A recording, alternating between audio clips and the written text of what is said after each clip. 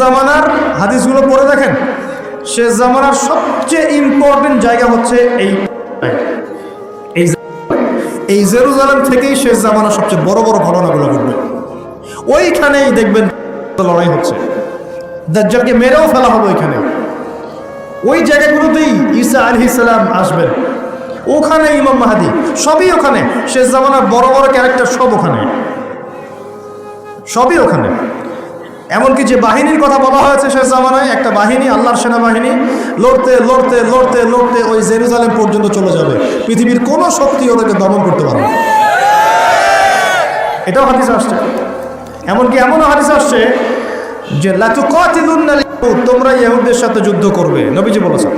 এমনকি কোনো যদি ওদের কোনো যোদ্ধা যদি এই পাথরের বা গাছের পিছনে গিয়ে লুকায়, এই গাছ এবং পাথর কথা বলা শুরু করবে। যে কোনো আলেমকে জিজ্ঞাসা করে হাদিসটা বলে দিবে। গাছ এবং পাথর কথা বলা শুরু করবে, ইয়া মুসলিম, হে মুসলিম, হে মুসলিম সৈন্য, ইন্না ওয়ারা'আল ইয়াহুদ তাআল ফাকতুলহু, আমার পিছনে একজন লুকিয়ে আছে, আসো ওকে হত্যা করে যাও। গাছ এবং পাথর কথা বলবে। গাছ পাথর কেন কথা বলবে? কারণ আল্লাহ পাকের জড়বস্তু দীর্ঘদিন ধরে এদের জুলুম দেখতে দেখতে অতিষ্ঠ হয়ে যাবে। এক ব্যক্তি উটের পিঠে একটা বোঝা চাপিয়ে দিয়েছিল। ওমর রাদিয়াল্লাহু আনহু যুগের কথা বলছে। উটের পিঠে বোঝা চাপিয়ে দিয়েছে, এই বোঝায় উট চলতে পারছে না, নুয়ে পড়ছে। ওমর রাদিয়াল্লাহু আনহুর হাতে একটা লাঠি ছিল, এই লাঠি দিয়ে সেই ব্যক্তিকে ডেকে তিনি দুটো মাইট দিলেন। দেওয়ার পরে ওই ব্যক্তি বলছে, বিআইয়ি যামবিন আমিরুল মুমিনিন, কোন পাপের কারণে আমাকে মারলেন হে আমিরুল মুমিনিন? তিনি বলছেন যে তুমি কি জানো না যে নবী সাল্লাল্লাহু আলাইহি ওয়াসাল্লাম পশু প্রাণীর অধিকার নিয়ে কথা বলেছেন? তোমার পিঠে যদি এই বোঝা চাপাতাম তুমি কি নিতে পারতে? তোমার কি এই পশু বা প্রাণীর প্রতি কোনো দয়া মনোভাব নাই? এর কোনো হক নাই তোমার কাছে? এত সূক্ষ্ম ছিল তার বিচার, এত সূক্ষ্ম ছিল। আপনারা জানেন না, মনে পড়ে না ওই ঘটনা যে মায়ের বাচ্চারা না খেয়ে শুয়ে আছে, কান্নাকাটি করছে। আমিরুল মুমিনিন ছদ্মবেশে রাত্রিবেলা ঘুরে বেড়াতেন। যখন দেখলেন যে শিশু কান্না করছে, জিজ্ঞাসা করলেন কেন কান্না করছে? বলছেন আল জু আমিরুল মুমিনিন, ক্ষুধার কারণে। হাদা ওয়াল্লাহি হাদা বাইনি ওয়া বাইনা ওমর, আল্লাহর কসম করে বলছে এটা ওমর আর আমার মাঝখানের ব্যাপার। এই মহিলা বলছে। ওমর রাদিয়াল্লাহু আনহুর কলিজাটা কেঁপে উঠেছিল। তিনি বলেছেন আল ফারাজুন করিব ফান্তাজিরি, অপেক্ষা করো হে আমার বোন, নিশ্চয়ই উদ্ধার নিকটেই। ফারাজুন করিব। তিনি ওখান থেকে চলে গেলেন মদিনায় হেঁটে হেঁটে। সেখানে গিয়ে নিজের পিঠে সে আটা বা ময়দা যেটা বলি আমরা, এগুলোর বস্তা উঠালেন, জব এই টাইপের উঠিয়ে নিজে হেঁটে হেঁটে এই বস্তা কাঁধে বহন করে মহিলার বাসা পর্যন্ত এসে নিজ হাতে তাকে রান্নাবান্না করিয়ে বাচ্চাটাকে খাইয়ে দিলেন। তারপর আল্লাহর কাছে ইস্তেগফার করছেন। এই সময় তার পাশে একজন সাহাবী ছিলেন, তার নাম ছিল আসলাম রাদিয়াল্লাহু আনহু। তিনি বলেছিলেন আনা আহমেরু ইয়া আমিরুল মুমিনিন, হে আমিরুল মুমিনিন আমাকে দিন, আমি বোঝাটা বহন করি। তখন ওমর রাদিয়াল্লাহু আনহু যে কথাটা বলেছিলেন, এই একটা কথাই পুরো বিশ্বের পলিটিক্যাল সিস্টেম পরিবর্তন করার জন্য যথেষ্ট। এই একটা শব্দ, এই একটা কথা। সেটা কি? তিনি বলছেন হাল তাহমিলু উজরি ইয়াউমাল কিয়ামাহ, তুমি আজকে আমার এই আটার বস্তা বহন করতে চাচ্ছ আসলাম, কালকে আমাদের মাঠে কি তুমি আমার পাপের বোঝা বহন করবে? হাল তাহমিলু উজরি ইয়াউমাল কিয়ামাহ, তুমি কি কিয়ামতের মাঠে আমার পাপের বোঝা বহন করবে, আমার দায়িত্ব বহন করবে? আমি যে আমিরুল মুমিনিন, আমাকে আল্লাহ পাক বিশাল দায়িত্ব দিয়েছেন, যখন হিসেব নেবেন তুমি কি আমার পাপের হিসেব নেবে? এই একটা সেন্টেন্স যদি প্রত্যেক পলিটিশিয়ানের কলিজার মধ্যে ঢুকে যেতে পারে, সোনার বাংলা ইসলামিক খেলাফত কায়েম হয়ে যাবে। সিস্টেম কোথায়? ওমর রাদিয়াল্লাহু আনহু। আর এই বিশ্ব চলছে কিভাবে? এখন বেশি বললেও সমস্যা, বেশি বলাও যাবে না আধ্যাত্মিকভাবে। এই জন্যে আল্লাহর কাছে তওবা করে ফিরে আসার দাওয়াত তো দেওয়া যাবে নাকি? আল্লাহ রাব্বুল আলামিন যাকে যত বড় দায়িত্ব দিয়েছেন তার কাছে তত কঠিন হিসাব নেবে, এটা চূড়ান্ত। এই স্টেটমেন্ট আপনি পাল্টাতে পারবেন না। আল্লাহ পাক যাকে যত বড় দায়িত্ব দিয়েছেন তার কাছ থেকে তত বড় হিসাব নেবেন। যার দায়িত্ব যত কম তার হিসাব তত আসান। একটা হাদিসের মধ্যে আসছে, রাসূল সাল্লাল্লাহু আলাইহি ওয়াসাল্লাম একজন সাহাবী বলেছেন, এটা আসার হাদিস না, এটা আসার, সাহাবীদের একটা চিহ্ন, তাদের থেকে আসছে। তারা বলছেন যখন তোমরা দেখবে জুমার খুতবা হচ্ছে খুব লম্বা, অনেক লম্বা খুতবা হচ্ছে, নামাজ খুব সংক্ষিপ্ত, তখন বুঝবা ওই যুগটা হচ্ছে অজ্ঞদের যুগ। কিসের যুগ? কারণ অজ্ঞদেরকে বোঝাতে অনেক সময় লাগে। একটা বিষয়, সহজ বিষয় বোঝাতে অনেক সময় লাগবে, কারণ কিছুই বোঝে না তারা, প্রত্যেকটা বিষয় খুঁড়ে নিয়ে বোঝাতে হয়। আর যখন দেখবে যে জুমার খুতবা হচ্ছে সংক্ষিপ্ত, নামাজটা হচ্ছে লম্বা, বুঝবে এই যুগটা জ্ঞানী মানুষদের যুগ। কারণ জ্ঞানী মানুষদেরকে বেশি কথা বলতে হয় না, টাচ দিলে বুঝতে পারে কি বলতে যাচ্ছে না, কি ওয়াজ করতেছে, কি ওয়াজ করতেছে সেটা বড় কথা না, কতক্ষণ ওয়াজ করছে এটা এখন বড় কথা হয়ে গেছে। তো এগুলো চলছে, এই মেজর ইস্যু যেটার সাথে পুরো বিশ্বের অর্থনীতি, রাজনীতি, সমরনীতি, ফাইন্যান্স, গ্যাসের দাম, তেলের দাম, ভোগ্যপণ্যের দাম, নিত্য প্রয়োজনীয় পণ্যের দাম, রেমিটেন্স, আপনার ডলার রিজার্ভ, মুদ্রাস্ফীতি সব জড়িত হয়ে আছে ইউক্রেন রাশিয়ার ইস্যুর সাথে, সব কিছু জড়িত এই ইস্যুর সাথে, কোনো আলাপ নাই। আচ্ছা ওটা বাদ দেন, আমাদের না ওটা, এখন টাটকা ইস্যু চলছে কোরআন পুড়িয়ে দেয়া, চলছে না? পশ্চিমারা কোরআন পুড়িয়ে দিচ্ছে, কোরআনের প্রতি এত ক্ষোভ কেন? কেন পোড়াচ্ছেন? এটা কি ওদের বাক স্বাধীনতা? এখন কি মানবতা বিরোধী অপরাধ হচ্ছে না? এটা সন্ত্রাসবাদ নয়? এটা কি নব্য সাদা চামড়া নয়? এটা কি ব্লাসফেমি নয়? ধর্ম অবমাননা নয়? এই কাজটা যদি আমরা করতাম, আমরা যদি আল্লাহ না করুক, আমরা তো করবো না, কারণ আমরা এসবে যাই না। আমাদের মধ্যে কোনো মুসলিম ভাই আল্লাহ না করুক যদি অন্য কোনো ধর্মগ্রন্থ পোড়াতো, তাহলে আপনার কি মনে হয় অবস্থা এমন থাকতো? টুটি চিপে ধরতো, কলার চিপে ধরতো। তো এখন কিছু হয় না, এখন ব্লাসফেমি হয় না, মানবতার বিরোধী অপরাধ হয় না, এটা সন্ত্রাসবাদ না, এটা জঙ্গিবাদ না? তারা যে সারা বিশ্বে প্রত্যেক মুসলিম কান্ট্রিতে লক্ষ লক্ষ মুসলিম ভাই বোনদেরকে হত্যা করছে, এটা জঙ্গিবাদ না? এটা সন্ত্রাসবাদ না? ওরা তো ছেলেতে বিয়ে করে, নেকটা হয়ে ঘোরাফেরা করে, উলম্ব হয়ে ঘোরাফেরা করে। ওদের সমাজে এক একটা মেয়ে বিয়ের আগে 10 বার করে সেক্স করে কমপক্ষে, এক একটা ছেলে বিয়ের আগে 10-20টা মেয়ের সাথে সাতভোগ করে। ওরা আমাদেরকে শেখায় এখন সভ্যতা কাকে বলে, ওরা আমাদেরকে শেখায় জ্ঞান কীভাবে শিখতে হবে, ওরা আমাদেরকে যে মতবাদ শেখায় আমরা সেটা কাটপেস্ট করে প্রয়োগ করি, সব কিছু ওদের থেকে আসতেছে আমাদেরকে। আমরা আমাদের গায়রত, কোরআন এবং সুন্নাহ আদর্শ হারিয়ে ফেললাম, এতই দুর্বল হয়ে গেলাম। একটা সময় মুসলিমরা পুরো বিশ্বকে নেতৃত্ব দিত, মানে আমরা যদি বিশ্বের কোনো দেশকে বলতাম ওঠো, ওরা উঠতো, বসতো, বলতাম বসো, বসতো। এই জায়গায় আমরা ছিলাম একদিন 2 দিন না, প্রায় 1200 বছর। কত বছর? 1200 বছর। এই জেনারেশন কি এই কথাটা জানে সত্যি? এই জেনারেশনের কত পার্সেন্ট মানুষ এটা জানে? কত পার্সেন্ট যুবক এটা জানে যে আমাদের শেকড় কোথায়? এই উপমহাদেশে ইসলাম কিভাবে এসেছে, ইউরোপে ইসলাম কিভাবে গেছে, ওরা কিভাবে ইসলাম বিদ্বেষী হলো, কয়টা ক্রুসেড হয়েছে, কয়টা ক্রুসেড তারা লঞ্চ করেছিল, কতবার তারা আমাদের উপর আক্রমণ করেছে, কেন তারা পুরো বিশ্ব জুড়ে মুসলিমদেরকে আজকে মেরে ফেলতে চায়, ডমিনেট করতে চায়, কেন চায়, উদ্দেশ্য কি ওদের? কেন কোরআন পুড়িয়ে দিচ্ছে? এর সাথে কি শত্রুতা? আল্লাহ পাক কোরআনকে বলছেন যে ওয়ালাকাদ সাররাফনা ফি হাযাল কুরআন লিন-নাস মিন কুল্লি মাসাল, আমি এই কোরআনের মধ্যে মানব জাতির জন্য সমস্ত বিষয় বর্ণনা করেছি, বলে সুবহানাল্লাহ। আল্লাহ পাক বলছেন ওয়া নাযালনা আলাইকাল কিতাব, হে নবী আমি তোমার প্রতি এমন কিতাব নাযিল করেছি তিবিয়ানান লিকুল্লি শাই, যে কিতাবটা প্রতিটা বিষয়কে ব্যাখ্যা করবে, হুদা ওয়া রাহমাতান, এটা হেদায়েত এবং এটা রহমত, ওয়া বুশরা লিল মুসলিমিন, মুসলিমদের জন্য এটা বুশরা, সুসংবাদ। তো এত সুসংবাদের পরিপূর্ণ বইটাকে কেন পড়াচ্ছে তারা? কার প্রতি বিদ্বেষ? কেন কোরআনকে সহ্য করতে পারছে না? কারণ কোরআন ওদের সমকামিতার বিরুদ্ধে, কোরআন ওদের সুদের বিরুদ্ধে, কোরআন ওদের জুলুমের বিরুদ্ধে। কোরআন পৃথিবীর সমস্ত জুলুমের বিরুদ্ধে দাঁড়িয়ে যাবে। কোরআন পর্নোগ্রাফির বিরুদ্ধে, কোরআন এই জিনার বিরুদ্ধে, কোরআন ওদের সমস্ত নোংরামির বিরুদ্ধে। এই কারণেই কোরআনের সাথে এত শত্রুতা। ওরা সারা বিশ্ব জুড়ে চুরি আর ডাকাতি করছে, কোরআন তার বিরুদ্ধে। সারা বিশ্ব জুড়ে শিরক ছড়িয়ে দিচ্ছে, কোরআন তার বিরুদ্ধে। সারা বিশ্বরা মতবাদ ছড়িয়ে দিচ্ছে যে আল্লাহর পুত্র আছে ঈসা আলাইহিস সালাম, নাউযুবিল্লাহ, কোরআন তার বিরুদ্ধে। তারা মুহাম্মদ সাল্লাল্লাহু আলাইহি ওয়াসাল্লাম এবং তার সুন্নতকে অস্বীকার করে, কোরআন তার পক্ষে।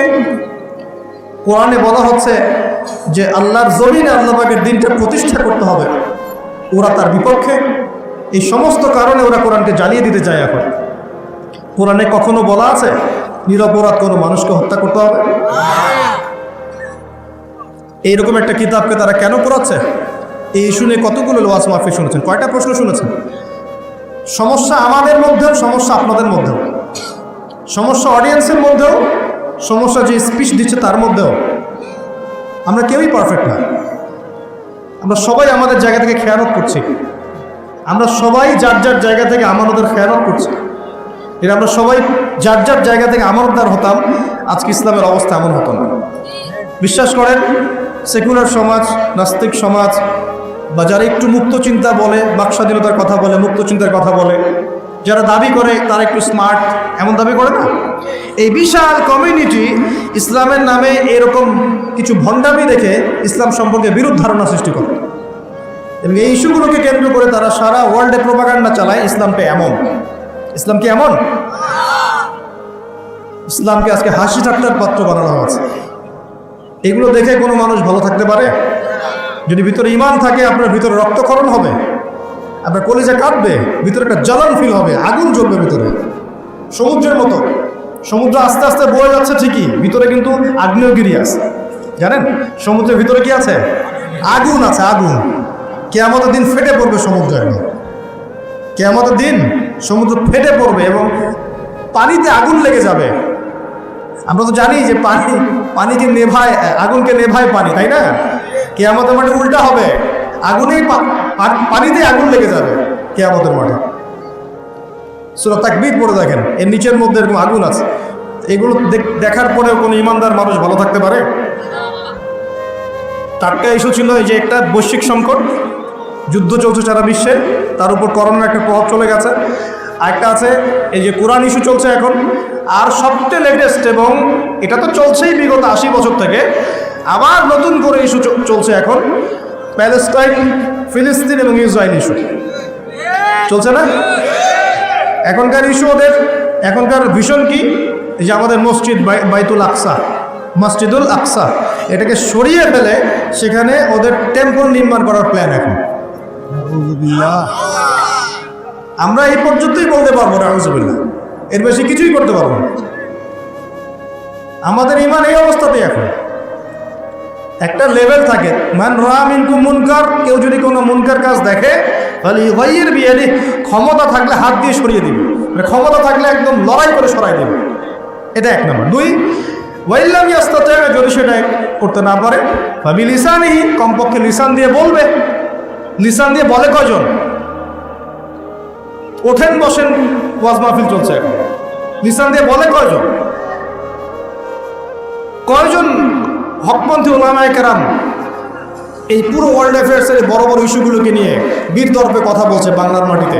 কিন্তু দেখতে হবে তো, আপনাকে খেয়াল করতে হবে তো বিষয়গুলো। ওয়াজ মাহফিল কি আল্লাহর আমানত না? এ দ্বীনের আমানত না?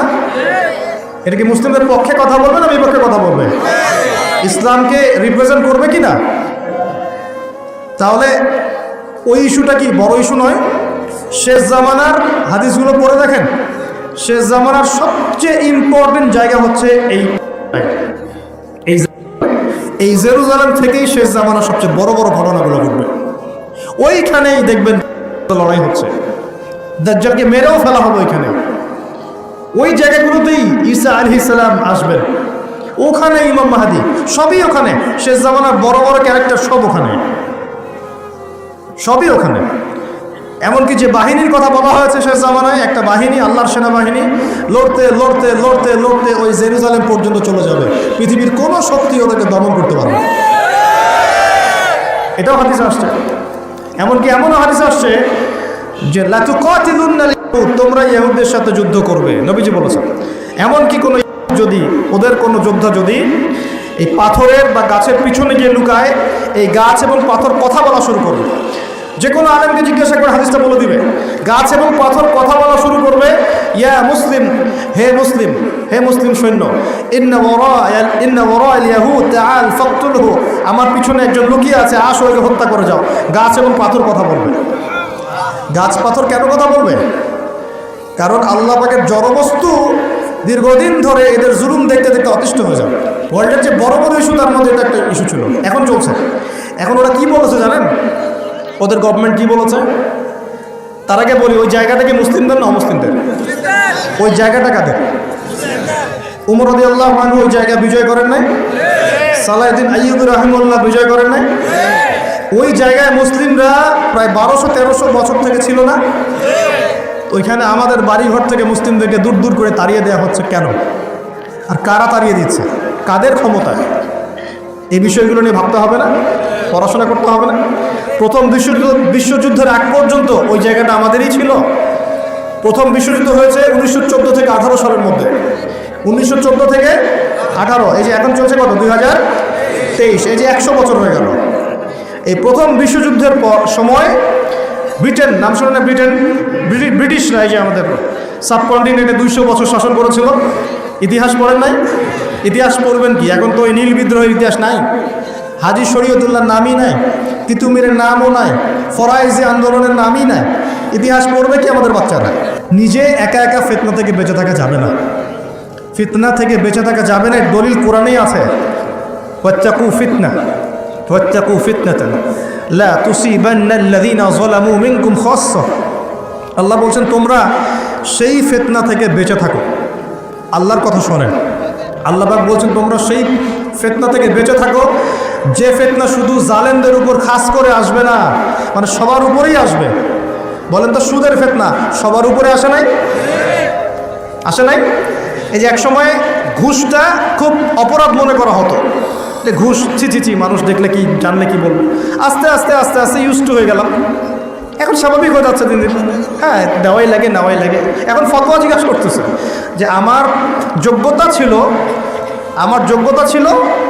আর এক ভাইয়ের যোগ্যতা ছিল না। তো এখন যদি আমি আমার যোগ্যতা বলে চাকরিটা পাওয়ার জন্য একটু ঘুষ দেই, জায়েজ হবে কি না? তখন আমার ফতোয়া দিচ্ছে হ্যাঁ জায়েজ হতে পারে। এই জায়গায় চলে আসছি আমরা, এখন ইউজড হয়ে গেছে। আগে একটা ছিল যে ধর্ষণ, অল্প কিছু হলে মানুষের মধ্যে একটা এগ্রেশন কাজ করতো, মানুষ বিচার চাইতো, মানুষ আন্দোলন করতো, অনেক কিছু করতো। আস্তে আস্তে ইউজ টু, হ্যাঁ হয়, দেশে 10-20টা হয় করতে দেবে। আগে ছিল একজন ব্যক্তি যদি চুরি করতো, খুব চক্ষু লজ্জা, চুরি করেছে কেউ জানলে কি হয়ে যাবে। এখন কোনো সমস্যা নাই, সবাই তো করতেইছে, সবাই তো চুরি চামারি করে, আমি করলে কি সমস্যা? আগে ব্যবসা করতো মানুষ, মাপে কম দিলে একটু চক্ষু লজ্জা কাজ করতো, কেউ দেখে ফেললে, জেনে ফেললে কি হবে না হবে। এখন সবাই করে, আমিও করি, মানে যে সবাই করে আমিও করে, আস্তে আস্তে সব ইউজ টু করে ফেলা হয়েছে। প্রথম ইস্যুগুলো নিয়ে মানুষ খুব উদ্বেগ ছিল, হ্যাঁ ওটা আমাদের জায়গা, এটা আমাদের ফেরাতে হবে, ফেরানোর চেষ্টা করতে হবে, ইত্যাদি ইত্যাদি। আস্তে আস্তে আচ্ছা ঠিক আছে, আস্তে আস্তে হ্যাঁ ঠিক আছে, ইউজ টু। ওদেরই তো, ওরা শক্তিশালী, আমরা দুর্বল, এরকম হয়ে গেছে। আস্তে আস্তে এই যে অবস্থা, এতে করে শুধু এক শ্রেণীর মানুষ ইফেক্টেড হবে না, পুরো উম্মার সবাই ইফেক্টেড হবে। আস্তে আস্তে এই সমস্যাগুলোর ফলাফল আপনার আমার বাসার দরজায় যদি না আসছে, নাম বদলে ফেলবো ইনশাআল্লাহ। সবার দরজায় এই ফিতনাগুলো আসবে। এখন আমি একটা হাদিস শুধু আপনাদেরকে বলবো আজকে। এই একটা হাদিস থেকে আমি আলোচনা গুটিয়েও নিব এবং শেষের দিকে আমি কিছু স্পেশাল নসিহত করব আগামী রমজানের জন্য। কিসের জন্য? মনে আছে রমজানের কথা? এতটুকু যে আলোচনা শুনলেন, তাতে একটা জিনিস আপনার কাছে স্পষ্ট, যে পুরো বিশ্বের প্রেক্ষাপট কিন্তু ভালো না এবং মুসলিমদের অনুকূলে না। এই জায়গায় নাকে তেল দিয়ে সবাই ঘুমিয়ে যাওয়ার, ইবাদত করবে, এই সুযোগটা নাই। এখন প্রথমে জ্ঞান অর্জন করতে হবে। কী করতে হবে? জ্ঞান অর্জন, তারপর সচেতনতা, তারপর বেশি বেশি আমল করা, নিজের হায়াতটাকে মূল্যায়ন করা। এরপর দরকার হবে আমার পরিবারটাকে আগে ঠিক করা। কী করা? আগে পরিবার ঠিক করা, নিজের পরিবারের জিম্মাদারি আগে, তারপরে আমার রিজিকের সোর্সটাকে হালাল করে তোলা। এরপরে আমি আমার সাধ্যমতো সৎ কাজে আদেশ করব, অসৎ কাজে নিষেধ করব এবং উম্মার মধ্যে বিভক্তি বাড়াবো না, ফিতনা বাড়াবো না, বরং সাধ্য থাকলে, ক্ষমতা থাকলে আমি এখানে প্রবলেম সলভ করার চেষ্টা করব। আর আমরা আপোষে একটা কান্ট্রির মধ্যে একে অপরের সাথে লড়াই সংঘাতে যাব না। যদি যাই তাহলে কি হবে? উভয়ের মাঝখানে ইউনিটি নষ্ট হয়ে যাবে, আমাদের শক্তি কমে যাবে, হাওয়া বেরিয়ে যাবে, যা ভালো আছে ওইটাও থাকবে না। আল্লাহ পাক আমাদের সবাইকে কথাগুলো একটু বোঝার তৌফিক দান করুন। সর্বপ্রথম আল্লাহর কাছে দোয়া করে আল্লাহ পাক যেন আমাদের সবাইকে জানা অনুযায়ী আমল করার তৌফিক দান করেন এবং আমি যা বলছি তার উপর আগে আমাকে আমল করার তৌফিক দান করেন এবং আপনাদের মধ্যে যারা বুদ্ধিদীপ্ত মানুষ, তাদের কলমের মধ্যে কথাগুলো আল্লাহ পাক পৌঁছে দেন। একজন মানুষও যদি পুরো বিষয়গুলো বুঝতে পারে এবং তার দ্বারা যদি আগামীতে কোনো খেদমত হয়, আমি সফল ইনশাআল্লাহ, আমরা সফল। আমরা প্রত্যেকটা জায়গায় যদি একটা করে দিনের মার্কাজ প্রতিষ্ঠান গড়ে তুলি, প্রত্যেক জেলায় যদি একটা করেও এমন আলেম তৈরি হয়, একজন করেও, যে কোরআন সুন্নাহর জ্ঞানকে দিয়ে ওয়ার্ল্ডকে চ্যালেঞ্জ করতে পারে, আমরা সফল ইনশাআল্লাহ। এটাই যথেষ্ট। একজন।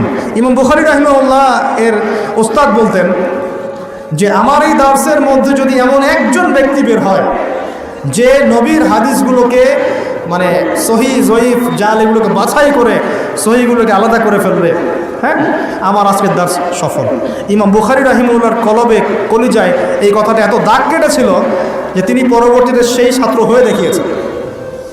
একজনই যথেষ্ট, ভালো নেতা একজন যথেষ্ট, তাই না? ওমর রাদিয়াল্লাহু আনহু কয়জন ছিলেন? একজন না দুজন? আবু বকর কয়জন হয়েছে? উসমান কয়জন হয়েছে? আলী ইবনে আবি তালেব কয়জন? একজন যথেষ্ট। একজন কি পাওয়া যাবে আজকে ইনশাআল্লাহ? যে কথাগুলো বুঝবে এবং আমল করবে, অনেক জ্ঞান অর্জন করবে ইনশাআল্লাহ, আমল করবে, পরিবার করবে, হালাল খাবে এবং সুন্নতের উপর থাকবে, সত্যটাকে সত্য বলে স্পষ্ট করবে, কাউকে ভয় করবে না, মিথ্যাকে মিথ্যা বলে স্পষ্ট করবে, কাউকে ভয় করবে না, ফিতনা বাড়াবে না, কমানোর চেষ্টা করবে, ব্যক্তিত্বশীল হবে, ইসলামকে হাসি ঠাট্টার পাত্র বানাবে না, ব্যক্তিত্ব সম্পন্ন হবে এবং ইনশাআল্লাহ তাআলা সারা জীবনের লক্ষ্য স্থির করবে যে আমার জীবনের লক্ষ্য হচ্ছে আল্লাহর দ্বীনকে প্রচার করা, প্রসার ঘটানো, প্রতিষ্ঠার চেষ্টা করা।